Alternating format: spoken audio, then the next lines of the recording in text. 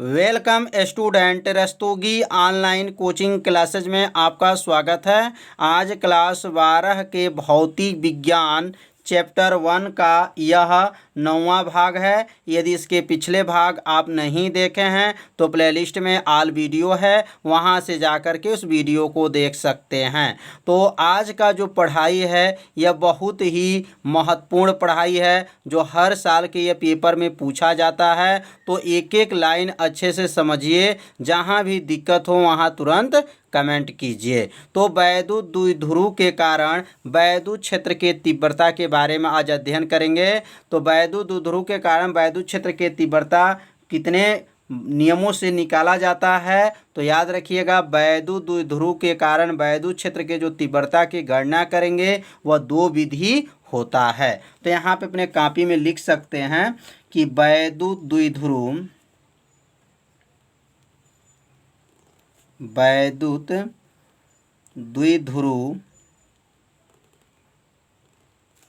के कारण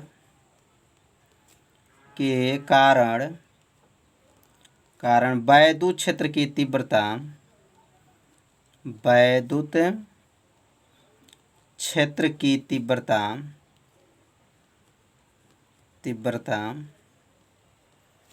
दो स्थितियों में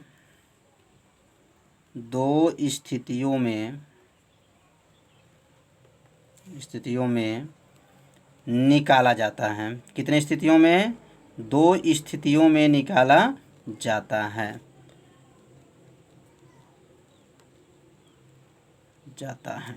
तो पहला स्थिति का क्या नाम है और दूसरा स्थिति का क्या नाम है, तो इसे अपने कॉपी में नोट भी करते चलिए। अब पहला स्थिति का नाम है अक्षीय स्थिति,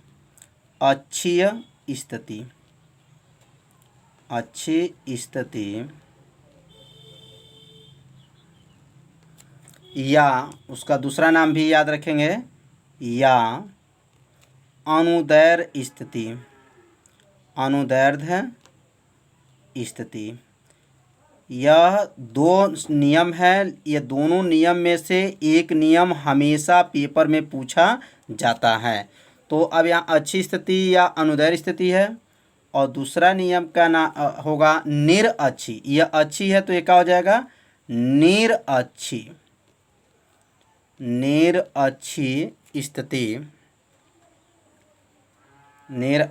स्थिति, या उसका दूसरा नाम होगा अनुप्रस्थ स्थिति। या क्या हो जाएगा? अनुप्रस्थ स्थिति। तो यह 2 स्थिति हैं और यह बहुत ही क्या है, महत्वपूर्ण है। तो आज का जो पढ़ाई होगा, सूत्र का निगमन अक्षीय स्थिति या अनुदैर्ध्य स्थिति में वैद्युत क्षेत्र के तीव्रता का सूत्र का निगमन किया जाएगा। तो अब यहाँ पे लिखेंगे अक्षीय स्थिति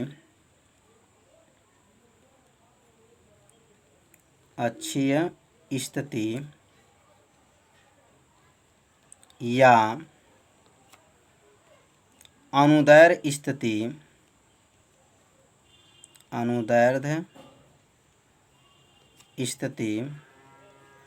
में वैद्युत क्षेत्र की तीव्रता का सूत्र का निगमन। स्थिति में वैद्युत क्षेत्र की तीव्रता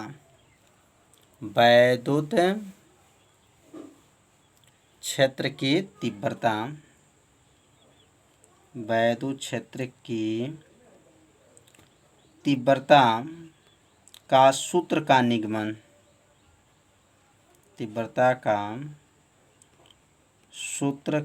निगमन। यह निगमन बहुत ही महत्वपूर्ण है। तो इस नियम को आप लोग अच्छे से तैयार कीजिएगा, और जहाँ भी दिक्कत होगा वहाँ पर ज़रूर आप लोग क्या कीजिएगा, ज़रूर कमेंट कीजिएगा। और अंत में एक लाइक भी कीजिए। यदि चैनल पर आप पहली बार आए हैं तो इस चैनल को सब्सक्राइब भी कर लीजिए, क्योंकि यहाँ पर अच्छे से अच्छे नियम आपको अच्छे से समझाया जाता है। तो इस चैनल पर बहुत ही आईएमपी नियमों को बताया जाता है। तो आप लोग चैनल को क्या कीजिए, सब्सक्राइब भी कर लीजिए।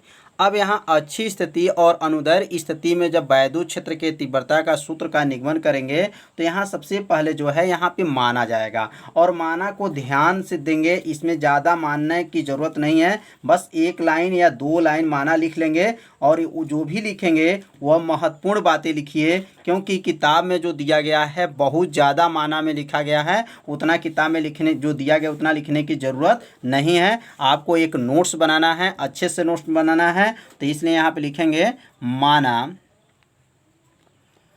माना प्लस क्यू। ध्यान दीजिएगा, कौन क्यू? प्लस क्यू, मतलब प्लस आवेश इसको कहेंगे, तथा माइनस मतलब ऋण आवेश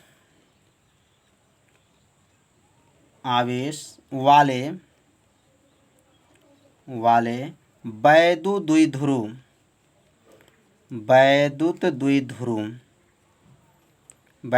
मतलब एक प्लस आवेश है, एक माइनस आवेश, इसने वैद्युत द्विध्रुव कहेंगे। इसमें दो ध्रुव हो गया, एक प्लस ध्रुव और क्या है? ऋण ध्रुव है।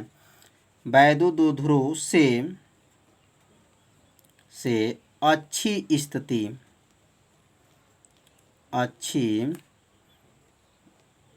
स्थिति में r दूरी पर, कितने दूरी पर? r दूरी पर वैद्युत क्षेत्र की तीव्रता तो वैद्युत क्षेत्र की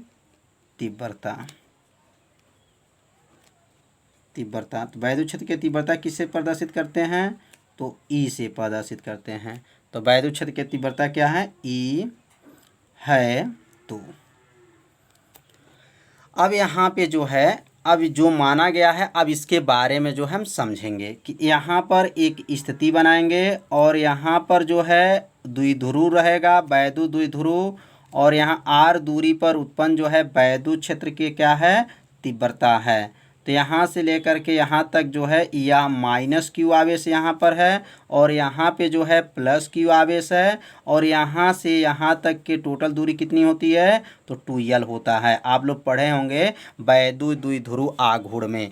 अब अगर यहाँ से इसके मध्य में आते हैं, मध्य मतलब बीच में आते हैं, तो यहाँ से इसकी दूरी क्या होगा? l होगा, और यहाँ से लेकर के यहाँ तक की दूरी क्या होगा? तो आपका l हो जाएगा। तो यल और यल मिलेगा तो कितना हो जाएगा आपका? यल और यल मिलेगा तो क्या बनेगा?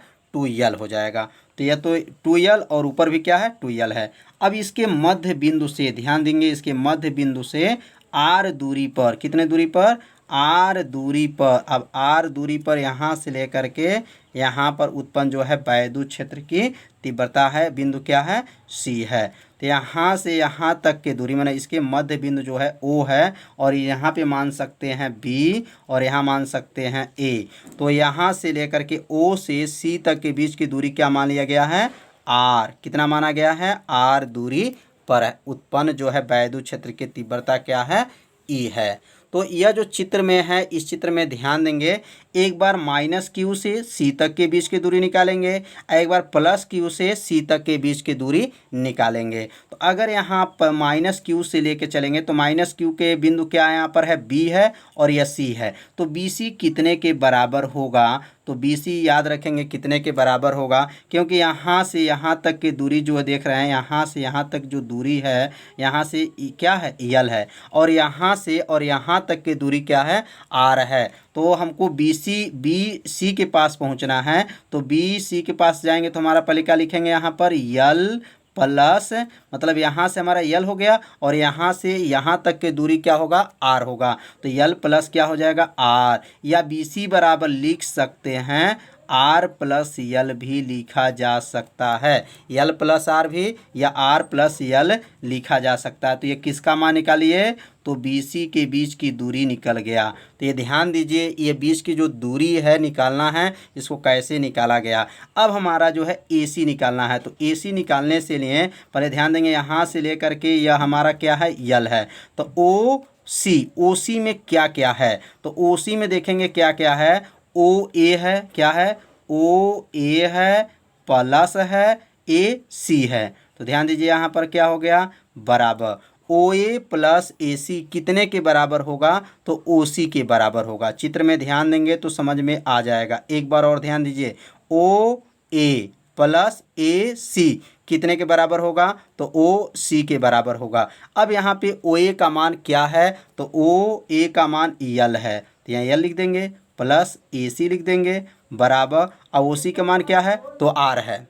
अब यल इसमें पक्षांतर कर लेंगे तो यल प्लस है, जब पक्षांतर करेंगे तो क्या बनेगा? तो माइनस हो जाएगा। तो ए सी बराबर हो जाएगा आर माइनस यल। यह किसका मान निकल गया? तो यहाँ पे जो मान निकला है ए सी का मान निकल गया, और ऊपर जो निकला है वो किसका मान निकला है? बी सी का मान निकला है। तो यह दो मान जो निकालना सीख लीजिए कैसे ये मान निकला। आपको समझ में नहीं आया होगा तो ज़रूर कमेंट कीजिएगा। और इसी में जो है ध्यान देंगे, बी से सी तक निकालना है, एक बार ए से सी तक निकालना है।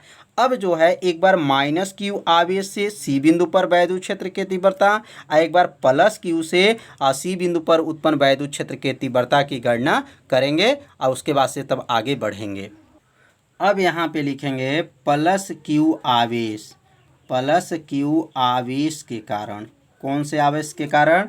तो प्लस क्यू आवेश के कारण, प्लस क्यू आवेश के कारण बिंदु सी पर, किस बिंदु पर? बिंदु सी पर, जो बाहर जो बिंदु था वहाँ पर बिंदु सी पर उत्पन्न वैद्युत क्षेत्र की तीव्रता, उत्पन्न वैद्युत क्षेत्र की तीव्रता, उत्पन्न वैद्युत क्षेत्र की तीव्रता।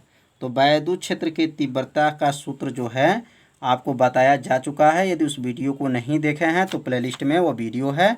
तो वैद्युत क्षेत्र की तीव्रता का सूत्र क्या होता है? तो ई बराबर होता है 1/4 एप्सिलॉन 0 होता है, और यहाँ Q/r² होता है। तो यह सूत्र है। अब इसी सूत्र के सहायता से किस आवेश के लिए निकालेंगे? तो प्लस क्यू आवेश के कारण निकालेंगे।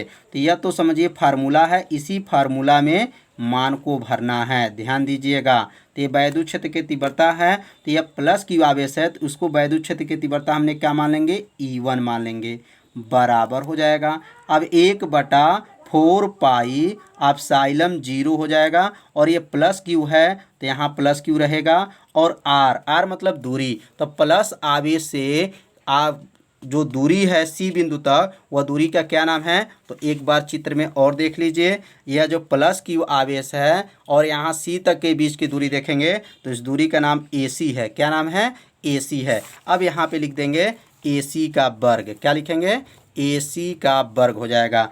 तो यहाँ समझ में आ गया होगा कि ये दूरी किसका लिखे हैं? तो प्लस क्यू आवेश से सी तक के बीच की। तो यहाँ ए सी क्यों लिखे हैं समझ में आ गया होगा कि प्लस क्यू से हमारा आर दूरी पर कितना दूरी था? तो ए सी था। अब ए सी का मान यहाँ पे, तो ए सी का मान जो है E1 बराबर हो जाएगा, E1 बराबर 1/4 एप्सिलॉन 0, यहाँ लिखेंगे Q/, ए सी का मान क्या निकला था? तो R माइनस यल का स्क्वायर। इसको समीकरण नंबर क्या मान लेंगे? तो समीकरण नंबर इसको 1 मान लेंगे।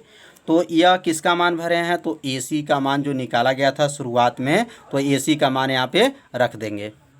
अब यहाँ पे लिखेंगे माइनस क्यू आवेश के कारण। एक बार प्लस क्यू आवेश के कारण, एक बार क्या लिखेंगे?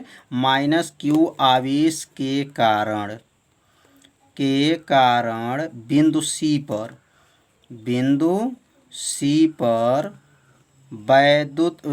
सी पर उत्पन्न वैद्युत क्षेत्र की तीव्रता, उत्पन्न वैद्युत क्षेत्र की तीव्रता, वैद्युत क्षेत्र की तीव्रता। एक बार प्लस क्यू आवेश, एक बार क्या लिखेंगे? माइनस क्यू आपका आवेश के कारण। तो अब यहाँ पे जो वैद्युत क्षेत्र की तीव्रता का सूत्र बनेगा, तो ये E1 था, तो यह हो जाएगा E2। तो E2 बराबर क्या सूत्र बनेगा? 1/4 एप्सिलॉन 0, और यहाँ लिखेंगे माइनस क्यू बटा, और इसमें ए सी है। इसमें जो हमारा है प्लस क्यू से दूरी क्या था? ए सी था, और माइनस क्यू से दूरी क्या था? तो क्या था? बी सी था। चित्र में देख लीजिएगा, बी सी है। तो माइनस क्यू आवेश से सी बिंदु तक अगर जाते हैं तो उसके बीच की दूरी क्या होगा? बी सी हो जाएगा। अब यहाँ बी सी का मान निकाल चुके हैं, तो अब यहाँ रखेंगे E2 बराबर 1/4 एप्सिलॉन 0, और यहाँ लिखेंगे माइनस क्यू बटा बी सी का मान कितना निकला था, तो बी सी का मान जो निकला था आर प्लस यल था। क्या था, आर प्लस यल का क्या था, स्क्वायर हो गया। तो इसको क्या मान लेंगे, इसको समीकरण नंबर 2 मान लेंगे। तो अब समीकरण 1 और समीकरण 2 को ध्यान देंगे। अब यहाँ पे लिखेंगे परिणामी वैद्युत क्षेत्र की तीव्रता। अब यहाँ लिखा जाएगा परिणामी वैद्युत क्षेत्र की तीव्रता, परिणामी वैद्युत क्षेत्र की तीव्रता, वैद्युत क्षेत्र की तीव्रता। तो अब दो तीव्रता की गणना कर चुके हैं। अब इसी तीव्रता में जो मान भरा जाएगा और इसको हल किया जाएगा। तो परिणामी वैद्युत क्षेत्र के तीव्रता का सूत्र बन जाएगा ई बराबर होगा, दोनों जो वैद्युत क्षेत्र की तीव्रता पहला जो निकला था और प्लस क्या कर लेंगे E2, दोनों वैद्युत क्षेत्र के तीव्रता को क्या कर लेंगे, जोड़ देंगे। अब यहाँ पे E1 का मान जो निकला था और यहाँ पे जो E2 का मान निकला था यहाँ पे रख लेंगे। तो E बराबर क्या हो जाएगा, 1/4 पाई एप्सिलॉन 0 क्या था, Q बटा क्या था, R माइनस यल का स्क्वायर। यह पहला मान है, किसका मान है, तो यह E1 का मान है, प्लस कर लेंगे। और E2 का मान क्या है, 1/4 पाई एप्सिलॉन 0 माइनस Q बटा R प्लस यल का स्क्वायर। तो यह मान जो है E1 का है और यह मान जो है E2 का है। तो ये दोनों मान को ध्यान देंगे तो समझ में आ जाएगा। यहाँ E1 का मान रखे और यहाँ पर E2 का मान रखे। अब यह माइनस जो है, ये प्लस और माइनस जब मिलेगा तो ये क्या बन जाएगा, माइनस हो जाएगा। अब आगे बढ़ेंगे। अब यहाँ पे लिखेंगे E बराबर 1/4 पाई एप्सिलॉन 0 Q बटा R माइनस यल का होल स्क्वायर। और यहाँ जो हो जाएगा माइनस, क्योंकि प्लस और माइनस मिलेगा तो क्या बनेगा, माइनस। और 1/4 पाई एप्सिलॉन 0 और यहाँ होगा Q बटा R प्लस यल का होल स्क्वायर। तो ये लाइन समझ में आ गया होगा। अब इसमें से कॉमन दिखाई दे रहा है, कॉमन क्या क्या दिखाई दे रहा है, 1/4 पाई एप्सिलॉन और Q। यहाँ पर भी देखेंगे 1/4 पाई एप्सिलॉन Q कॉमन दिखाई दे रहा है। अब कॉमन में इसको ले लेंगे, बाहर कर लेंगे तो E बराबर हो जाएगा 1/4 पाई एप्सिलॉन 0 और यहाँ से ऊपर कॉमन Q ले लेंगे। कॉमन जब ले लिया जाएगा तो अंदर क्या बचेगा, 1/R माइनस यल का होल स्क्वायर। और यहाँ लिखेंगे माइनस और यहाँ लिखेंगे 1/R प्लस यल का होल स्क्वायर। इसको बंद कर देंगे। तो समझ में आ रहा होगा कि इसमें से कॉमन क्या लिए, तो Q/4 पाई एप्सिलॉन को क्या किए हैं, कॉमन ले लिए हैं। अब अगला लाइन लिखेंगे E बराबर, अब यहाँ लिखेंगे Q बटा और यहाँ जाएगा 4 पाई एप्सिलॉन 0। अब इसमें गुणा करेंगे। अब ऐसे गुणा होगा, इसका गुणा 1 में और इसका गुणा 1 में। तो R प्लस यल का गुणा जब 1 में करेंगे तो कितना हो जाएगा, R प्लस यल का होल स्क्वायर माइनस और यहाँ हो जाएगा R माइनस यल का होल स्क्वायर बटा। अब ये दोनों नीचे को क्या करेंगे, उतार लेंगे, R माइनस यल का whole square into R plus L का होल स्क्वायर। कोष्टक को क्या करेंगे, बंद कर देंगे। तो यह भी लाइन आपको अच्छे से समझ में आ गया होगा, इसका गुणा 1 में और इसका गुणा 1 में। अब उसके बाद से अगला लाइन लिखेंगे E बराबर, बस थोड़ा सा ध्यान देंगे आपको समझ में आ जाएगा। तो Q/4 पाई एप्सिलॉन 0। अब यहाँ पे क्या होगा, इसका होल स्क्वायर तोड़ देंगे। तो A प्लस बी का होल स्क्वायर क्या होता है, तो A square plus B square और क्या होता है, प्लस 2AB होता है। तो यहाँ A स्क्वायर का मतलब R स्क्वायर हो जाएगा, प्लस बी स्क्वायर का मतलब यल स्क्वायर हो जाएगा, प्लस क्या हो जाएगा, तो 2RL हो जाएगा। तो A square B square plus 2AB, ये जो सूत्र लागू किया गया है। अब यहाँ से फिर एक माइनस है, कोष्टक लगा लेंगे। अब यहाँ पर माइनस का होल स्क्वायर तोड़ दिया जाए, ए माइनस बी का होल स्क्वायर क्या होगा, तो क्या बनेगा, यहाँ पर R का स्क्वायर प्लस यल का स्क्वायर माइनस क्या होगा, 2RL। कोष्टक बंद कर देंगे। समझ में आ रहा होगा आप लोग को कैसे आया। तो यहाँ पर होल स्क्वायर प्लस में और यहाँ पे होल स्क्वायर माइनस में और यहाँ बटा कर लेंगे। बटा करने के बाद थोड़ा सा ध्यान देंगे तो आपको समझ में आ जाएगा। अब यहाँ देखेंगे a माइनस बी और यहाँ a प्लस बी है और होल स्क्वायर लगा हुआ है, तो यहाँ पर भी देखेंगे ध्यान से, तो एक कोष्टक में a माइनस बी, दूसरे कोष्टक में a प्लस बी, तो सूत्र क्या बनता है, तो a square minus B square. तो यहाँ a के जगह पे क्या है, r है, और यहाँ पर भी देखेंगे a के जगह पे r है और b के जगह पे यल है और यहाँ पर भी यल है। तो ये दोनों फार्मूला है, फार्मूला कौन सा है, तो वर्गांतराल है a minus B a plus B, तो a square minus B square, मतलब r का स्क्वायर माइनस यल का स्क्वायर, और दोनों का स्क्वायर है तो इसलिए इसके ऊपर स्क्वायर लगा देंगे। तो यह लाइन भी समझ में आप लोग को आ गया होगा कि ये दोनों फार्मूला बना है कि एक कोष्टक में a माइनस बी, दूसरे कोष्टक में a प्लस बी। अब ये क्या करेंगे, ये माइनस अंदर जाएगा, चिन्ह क्या हो जाएगा, बदल जाएगा। तो अगला लाइन लिखेंगे q बराबर, अब यहाँ ई बराबर लिखेंगे q बटा 4 पाई एप्सिलॉन 0 हो जाएगा। अब यहाँ पे लिखेंगे r का स्क्वायर प्लस यल का square plus 2rl minus r का स्क्वायर माइनस यल का स्क्वायर प्लस 2rl। अब कोष्टक बंद कर देंगे। अब यहाँ पर नीचे लिखेंगे, नीचे क्या है, तो नीचे कोष्टक में लिख देंगे r का वर्ग माइनस यल का वर्ग। तो ये लाइन भी समझ में आ गया होगा। या माइनस जब अंदर जाएगा तो चिन्ह क्या हो जाएगा, बदल जाएगा, तो चिन्ह क्या हो गया, बदल गया। अब आर स्क्वायर से ध्यान देंगे, आर स्क्वायर से आर स्क्वायर, यल स्क्वायर से यल स्क्वायर कट गया। कटने के बाद क्या बचा है, अब यहाँ पे नीचे नोट करेंगे। तो यहाँ लिखेंगे ई बराबर, अब लिखेंगे क्यू बटा 4 पाई एप्सिलॉन 0, और यहाँ 2rl और 2rl मिल करके कितना rl हो जाएगा, तो 4rl हो जाएगा, 4rl बटा, और यहाँ लिखेंगे r का वर्ग माइनस यल का वर्ग। तो यह लाइन जो है आप लोग को भी समझ में आ गया होगा कि 4rl कैसे हुआ।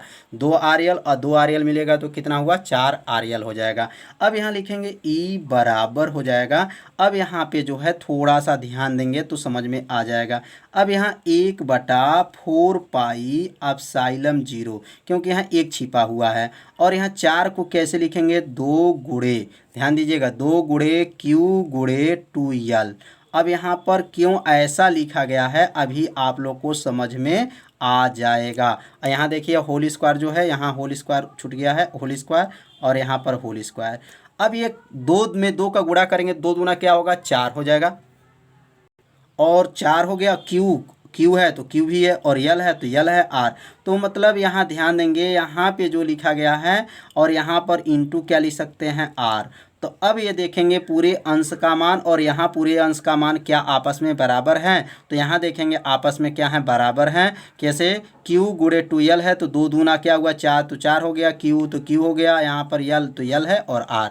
तो यह मान, इस अंश का मान और इस अंश का मान आपस में क्या है, बराबर हैं। तो अब यहाँ पे लिखेंगे क्यों ऐसा किया गया, क्योंकि यह सूत्र है, वैद्युत द्विध्रुव आघूर्ण किसे कहते हैं, तो वैद्युत द्विध्रुव आघूर्ण होता है P बराबर होता है एक आवेश और दोनों आवेशों के बीच की दूरी होता है। एक आवेश और दोनों आवेशों के बीच की दूरी को क्या कहते हैं, वैद्युत द्विध्रुव आघूर्ण कहते हैं। इसे P से प्रदर्शित करते हैं। अब अगला लाइन लिखेंगे E बराबर हो जाएगा 1 बटा 4 पाई एप्सिलॉन 0 हो जाएगा। अब यह Q गुणे 2l जो है ये क्या बन गया, इतना, तो इतना जो है P बन जाएगा। तो अब यहाँ क्या लिखेंगे, 2pr बटा, और यहाँ लिखेंगे r का स्क्वायर माइनस यल का स्क्वायर।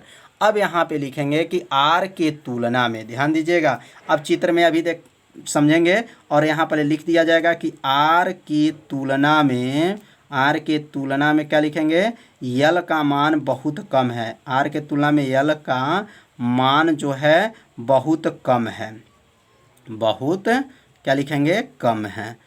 r के तुलना में मान क्या है, किसका, यल का मान बहुत कम है, इसलिए यल स्क्वायर को छोड़ देते हैं। अब यहाँ क्या लिखेंगे, इसलिए यल स्क्वायर को क्या करेंगे, छोड़ देते हैं। किसके तुलना में किसका मान, आर के तुलना में किसका मान छोड़ देंगे, तो यल स्क्वायर का मान छोड़ देंगे। अब ये क्यों छोड़ देंगे, क्योंकि यहाँ पे चित्र में देखेंगे तो यहाँ यल का मान जो है बहुत कम है और यहाँ आर का मान देखेंगे क्या है, बहुत अधिक है। तो इसलिए आर की तुलना में यल का मान क्या है, बहुत कम है, इसलिए यल स्क्वायर को क्या करेंगे, छोड़ देंगे। अब यहाँ ध्यान देंगे, यहाँ पे 2 घात है तो यहाँ पर भी 2 घात रहेगा, ध्यान दीजिएगा।